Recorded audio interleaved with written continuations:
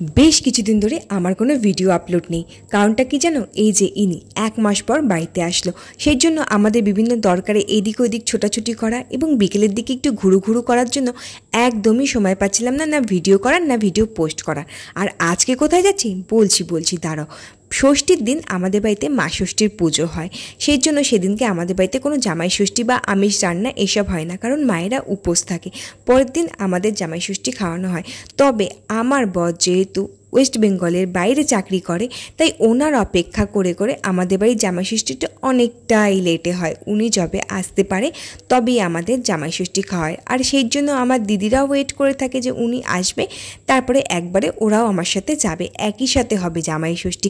মায়ের মাত্র 2টো জামাই, তাদেরকে আলাদা আলাদা জামাই ষষ্ঠী দিতে ভালো লাগে না খেতে ভালো লাগে? একসাথে সবাই একদিনে এক জায়গা হলে তবেই তো আনন্দ লাগে, মজা লাগে, আর দিনটা ভীষণ সুন্দর কাটে। আর এই হাই রোডটা ঠিকঠাক হওয়ার পরে আমার একবারও যাওয়া হয়নি, আজকেই যাচ্ছি অনেক দিন পরে। বেশ ভালো লাগছে, তবে যা রোদ দিয়েছে না গো, পুরো পুড়ে গেলাম, একদম কয়লা হয়ে গেলাম একদিনে। ঠাটা পোড়া রোদ যাকে বলে। পুরো হালিশহর থেকে শ্যামনগরে এই রোদের মধ্যেই গিয়েছি।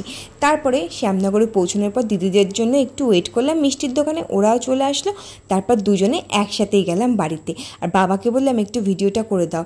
এই যে আমরা দুজন, মায়ের 2 জামাই এবং দিদির মেয়ে সবাই একসাথে চলে এলাম জামাই ষষ্ঠী খেতে। এইবারে যা যা দেওয়ার ছিল মাকে দিয়ে দেওয়া হলো। আর আমার মায়ের অবস্থা তো কাহিল। আজকে তো মার রান্নার একদম ধুম লেগেছে গো, ধুম।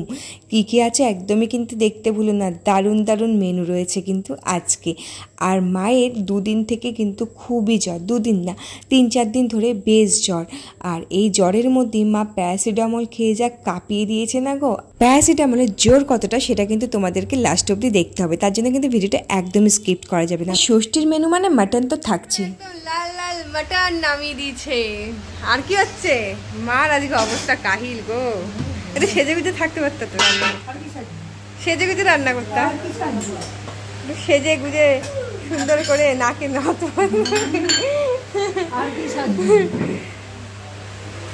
আমার রান্না কমপ্লিট। রান্না কমপ্লিট?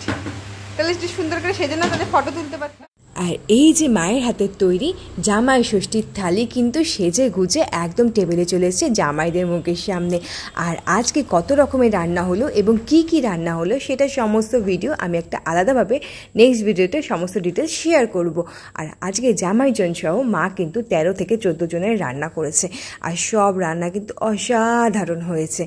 এবারে বুঝলে তো তোমরা প্যারাসিটামলের জোরটা। প্যারাসিটামল খেয়ে এই অবস্থা, না খেলে যে উনি আর কি করতো কে জানে। আসলে মা আমার রান্না করতে ভীষণ ভালোবাসে, আর মানুষজনদেরকে খাওয়াতে আরও ভালোবাসে। সবাইকে ভালো ভালো রান্না করে খাওয়াবে, সবাই বেশ ভালো তৃপ্তি করে খাবে, এটা ওনার কাছে ভীষণ আনন্দদায়ক লাগে। 2 জামাইয়ের সাথে মাকে একদমই ফোনটাকে সোজা করে নিতে পারছিলাম না, তাই জন্য ফোনটাকে এইভাবে দেখাতে হলো। তোমাদের জামাই ষষ্ঠী কেমন কাটলো অবশ্যই কিন্তু জানিও কমেন্ট বক্সে।